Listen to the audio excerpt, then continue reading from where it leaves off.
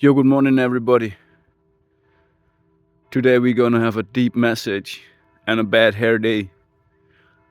And I'm sorry for the pollution in the sound, The church bells are polluting the silence in the forest. I'm sorry for that. This message today is for awakening, empathetic people. Potentially there might be black sheeps and scapegoats as well. I already made a video about how people use the fight and flight syndrome to keep people busy, and I want to open up this message to a grand scale, to the big picture, because it's happening in a whole world with everybody. Actually, everybody is exposed to this mind control game. So yes, we are living in a society that has narcissistic traits.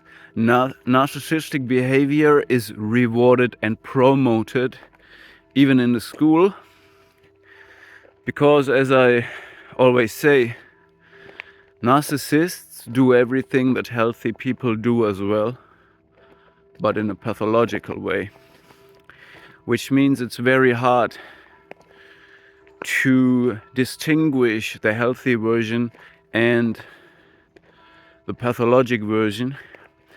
And the narcissist will always be able to camouflage themselves as, oh, it's a very human intention I have. It's not selfish, it's not highly competitive. And they will easily be able to always blame the true victim for what they do. Now, what you need to understand. Let's start this way. Social righteous behavior in a civilized and healthy way is always only practiced by small groups of people, by individuals who are on the same frequency and are able to do this, to even communicate in a real way, to accept boundaries and create boundaries, and who are able to lose and to win without getting into a war. Okay? This way of life, the social way of living, loving way, non-competitive way, is not practiced by politicians, by people in power. It's not practiced in a big scale. What we see in the big picture today, what everybody is doing, is being selfish and competitive. And just recently, people started to not even trying to hide it anymore. They are not ashamed of it. They start to be proud to be selfish. We see this in the music. We see this in politics. We see this in the way people present their persona in the media. And what we see here is even a reversing of a narcissistic reverse of virtue. Because from a certain point of view, this is shameful to do this. Okay? But they try to shape the virtues and reverse them. So in the future you will be proud of doing things that are supposed to be shameful. Okay? And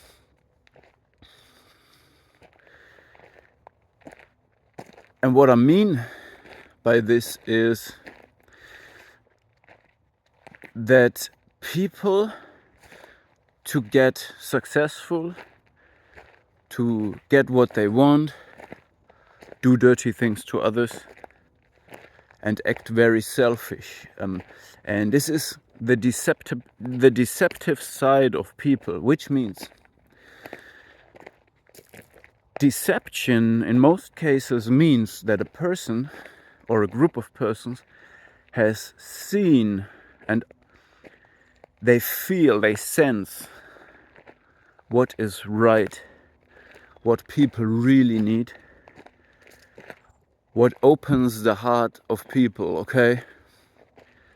And then they mimic it because they see the surface of it, they see the surface of social behavior. They see how social behavior and a loving way of doing things attracts people and opens up doors. And then they mimic this and project it in a big picture, but it does actually not contain the real content, okay? So it's a fake version. And this is the deceptive side of people, which means they fake something real, something loving, and use it to come closer to their goal. But this way is a beginning of doing other people dirty because it's used to deceive them. Yeah, and these ways, we learn these ways everywhere nowadays. Politicians do it, they promise certain things that look altruistic, look right, look good. And when they get their personal success, they get elected, they get a lot of people supporting them. It doesn't matter anymore what they really do then. They will then say, oh, this is real politics now. I have to do what I do now, and it doesn't matter whether it's really that what I promised you, okay? So there is not the real content in it. It's not real love inside. It's not the real good intention inside. It's just a package, a superficial package, okay? And the same politics, we even see them in people using politics in human relationships to gain selfish goals, okay? So they will mimic altruistic goals. They will tell you this is the best for you, or the best for us, or even talking about us can be a deception when there is no real us, okay? When you know what they want is you to lose everything and give it to them, transfer it to them, and then they still speak of we do this and it's us, okay? So you have to understand, in certain dysfunctional family structures, there is a politician sitting on a position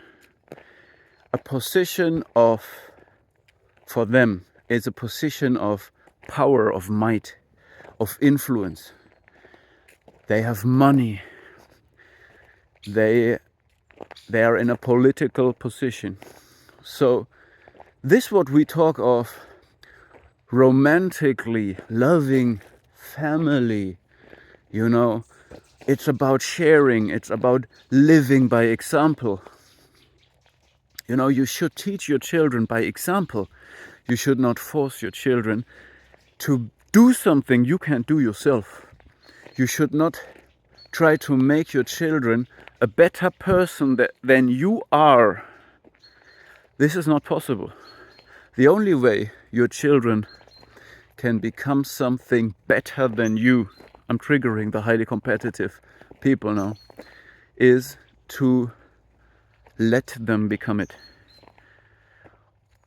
And the best way to support them is to live by example, not to force them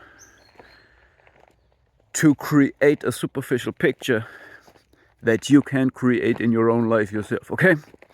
Now, but we were coming from the political,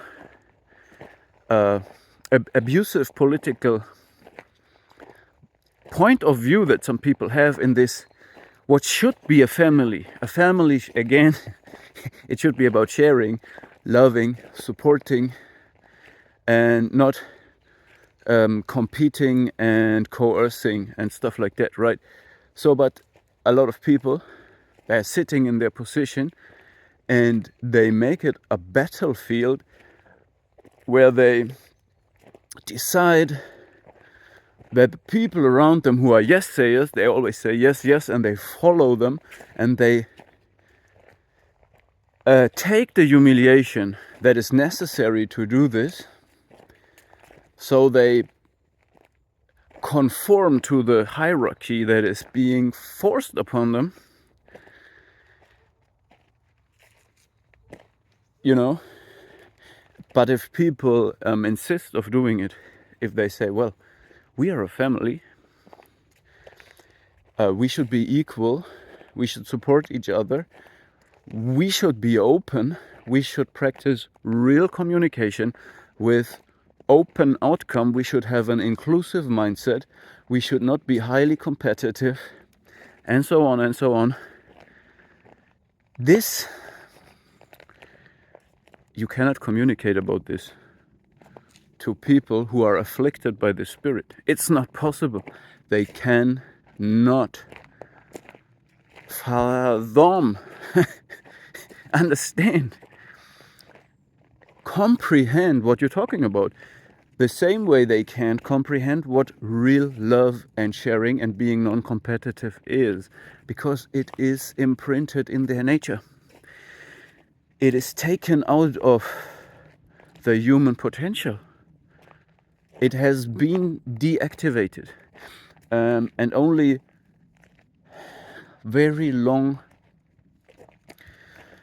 much effort and a very long time of therapy, self-work, shadow work, trauma recovery would be necessary to make these people be able to self-reflect and take criticism, open up, getting a more inclusive mindset, not the exclusive mindset, you know. It's really, this is one of the very, very basic things where you see whether a person, you can work with them, live with them in a peaceful way or not, is the mindset. If it is exclusive, which means, you know, these people are always looking outside, they pointing outside always, and an exclusive mindset means they already know everything. They have all the experience, the knowledge, they know how to do it, and they want to help you. They want to help you, but the help means force you to accept their truth. And if you don't accept it, you are excluded. But the truth is that these people, by this behavior, exclude themselves from all real social contact. Because the result of this behavior is you only have yes-sayers. You only have an army of zombies around you. You have nobody who is free of anxiety, free of fear, who is presenting you himself as an authentic human being, ready to mirror everything positive you give to the person, but also mirror you back if you do something that crosses boundaries, that is not okay, that is not a real communication, that goes both ways and is open for any outcome.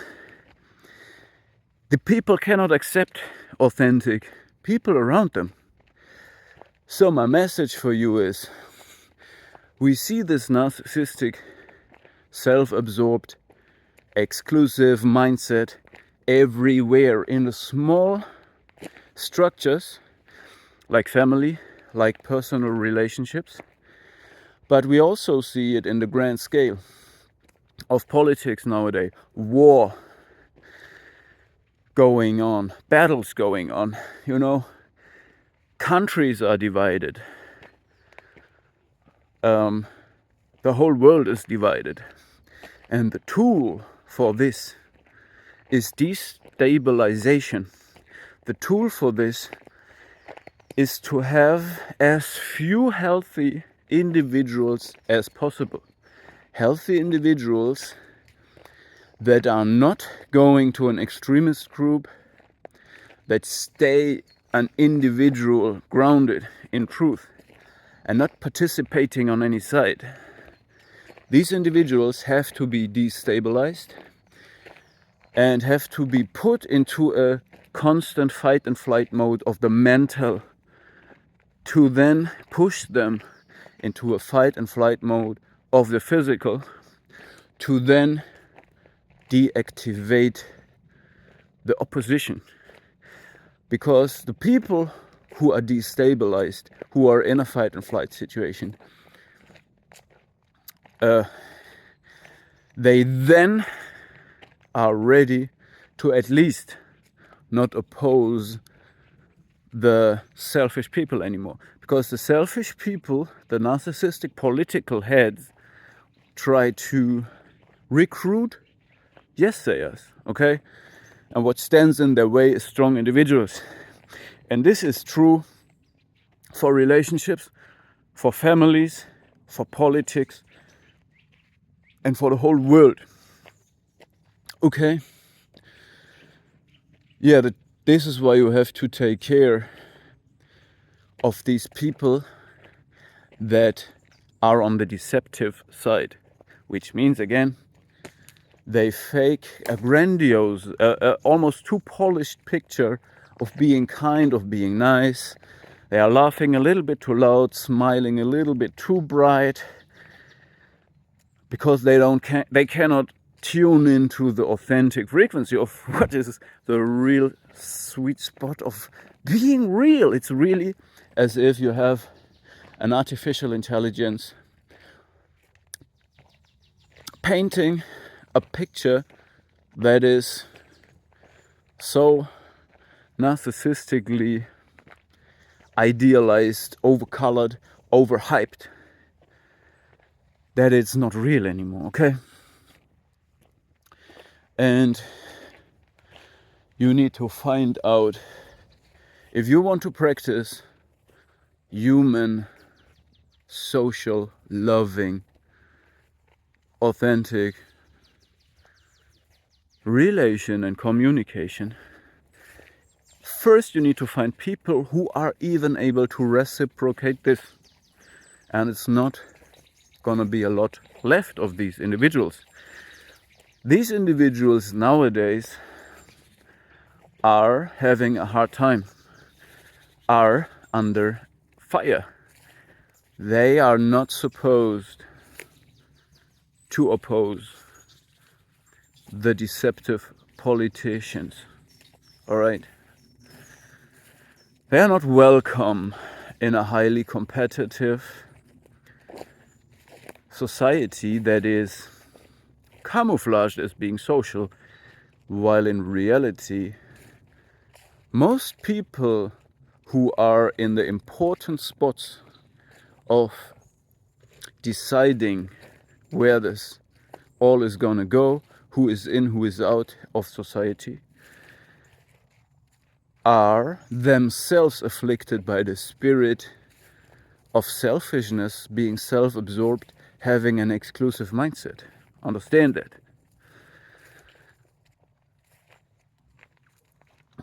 And the problem is that the real people, the loving and caring, hardworking people minding their own business, being still about sharing, being still about open, inclusive mindsets. The problem is that these people have to protect themselves from their own goodness, which means they need to protect themselves from these abusive people who will attack them literally just for being who they are. And at the same time, they need to establish small islands, small groups, small bubbles of real human communication and safe space for relation, okay? For children, for people who can live in a social environment without becoming abusive. And this has become very rare. Okay, in every situation you get in, you will sense, when you're on a certain level, you will sense the small little traces of political games. People will try to frame how others perceive you. You are raw, innocent, glowing, open presence is too much for most people. You will trigger most people because they get afraid that you might take their place, take something from them, being perceived as too good, as too positive, whatever. For some reason, they feel their hyper-competitive nature triggered, the competitive nature triggered, the unhealthy competitive nature.